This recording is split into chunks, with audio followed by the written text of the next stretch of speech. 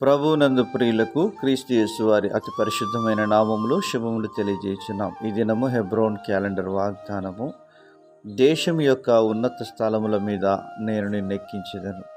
యెషయా గ్రంథం 58వ అధ్యాయం 14వ వచనంలో దేవుడు ఈ మాటలు తెలియజేస్తూ ఉంటున్నాడు.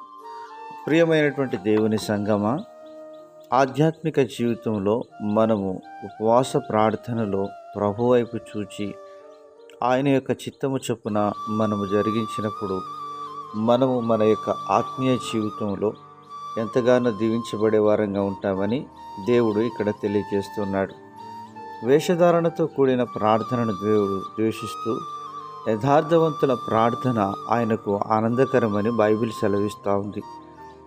నీ ఆహారం ఆకలి గురిన వానికి ఇచ్చుటయు, దిక్కులేని బీదల్ని ఇంట చేర్చుకొనుటయు, వేలు పెట్టి తిరస్కరించుట చూపుట మాని, నా యొక్క విశ్రాంతి దినమును నీకిష్టమైన పనులు చేయక మనోహరమైనదిగా ఎంచినప్పుడు నేను నిన్ను దేశం యొక్క ఉన్నత స్థలముల మీద ఎక్కించదనని ఇజ్రాయిలీతో దేవుడు వాగ్దానం చేస్తున్నాడు.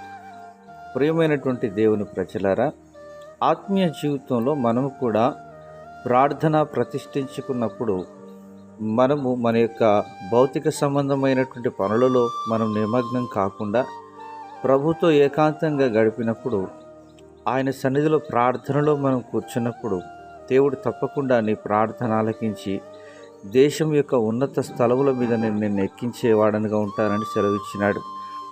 అలాగనే దావీదును జ్ఞాపకం చేసుకునవచ్చును.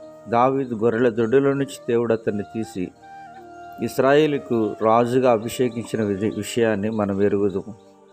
ప్రియమైనటువంటి దేవుని ప్రజలారా, ఇలాగున దీనులను ఉద్ధరించే దేవుడు అని ఆయనకు పేరు కనుక యథార్థవంతులను బలపరచుటకై యెహోవా కను దృష్టి లోకమంతటా సంచారం చేయుచున్నది.